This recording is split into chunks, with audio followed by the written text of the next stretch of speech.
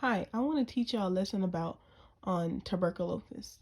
This disease is defined as an infectious bacteria disease characterized by the growth of nodules in the tissues, and especially it happens in the lungs. Its specific bacteria name is called Mycobacterium in humans.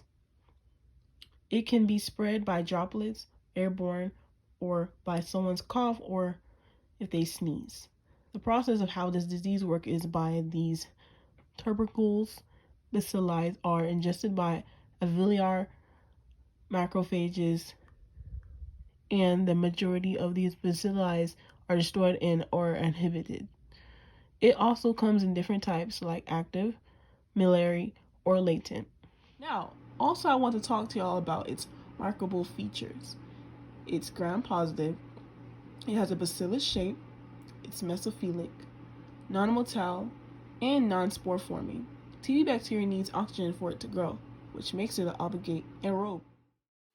Once a person has breathed in droplets that contain TB bacteria, they travel to the lungs and accumulate in the alveolar sacs. Once in the alveolar sacs, the bacteria will begin to multiply. The body's immune system will kick in and macrophages will surround the bacteria, and a granuloma is formed to keep the bacteria from spreading. The TB bacteria will remain in the lungs, but be protected by the granuloma. It will take about 8 to 10 weeks for the person to test positive for latent TB infection. If the granuloma breaks down, the bacteria will break free and multiply. This will then be TB disease. This can occur at time of infection, many years later, or not at all. When the TB bacteria break out of the granuloma and destroy the lungs, it is called pulmonary tuberculosis. When the bacteria enter the bloodstream, moving to other parts of the body, it causes extrapulmonary tuberculosis. TB occurs in every part of the world. In 2017, 87% of new TB cases occurred in the 30 high TB burden countries, including India, China, Indonesia, Pakistan, and South Africa. Many people who have latent TB never actually develop the disease, but some people who have latent TB are more likely to develop it than others. This can include people who are immunocompromised, people who are HIV positive, smokers, people who use IV drugs, babies, young children, or the elderly. Tuberculosis transmission can occur in multiple ways, mostly through airborne transmission. It can occur through sneezing, coughing, speaking, and singing from an infected person, which ultimately goes to the lungs of a healthy person nearby and causes pulmonary tuberculosis. Tuberculosis in the lung and or throat can be infectious. However, TB in other parts of the body, such as the kidney, spine, and or brain, is not normally infectious. However, once a person has tuberculosis in their lungs, it can travel through their blood and infect other parts of their body, such as their spine, their kidneys, and up to their brain. Symptoms of tuberculosis disease depend on where in the body the TB bacteria are growing. The TB bacteria usually grows in the lungs, called pulmonary TB.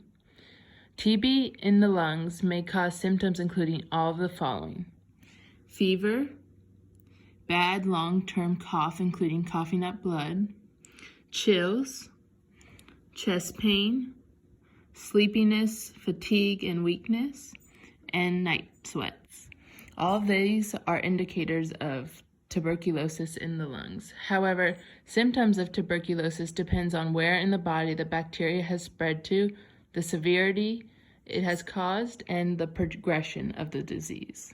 Tuberculosis, unlike other illnesses, cannot be spread by shaking an infected person's hand, using the same toothbrush. Kissing or eating and drinking from the infected person will not lead to tuberculosis in the lungs. In the early stages of tuberculosis, the symptoms are often similar to a common cold, including cough, phlegm, and fever. However, the difference lies in how long those symptoms persist. For someone with TB disease, The symptoms will last for more than 2 weeks and occur in a cycle such as the following.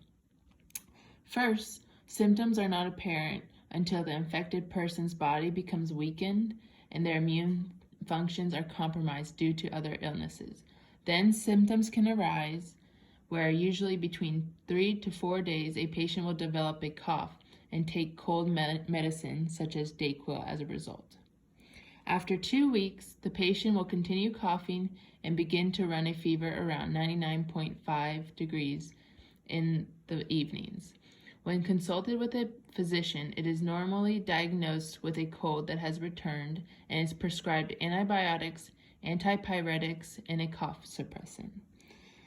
In the 3rd week, the symptoms typically get a little better, but a week later, blood will arise in their phlegm and return to the doctor to have a chest x-ray and their phlegm tested, where the patient will then be diagnosed with infectious pulmonary tuberculosis.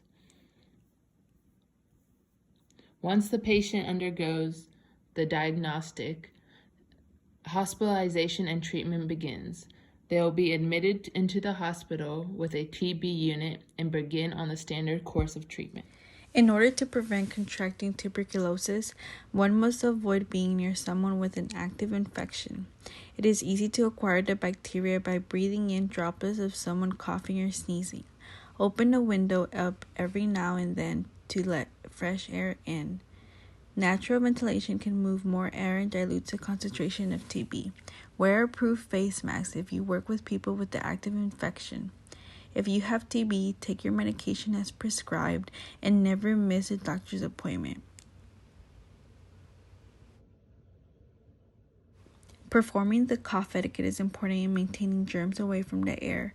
First, cover your mouth with a tissue. If you do not have a tissue, cough or sneeze into your upper sleeve.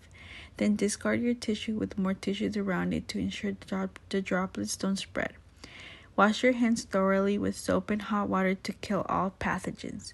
Your doctor will perform several diagnostic tests to determine you have TB. Some of these tests include the skin, blood, and sputum test. Treatments given to TB patients depend on whether they have latent or active TB.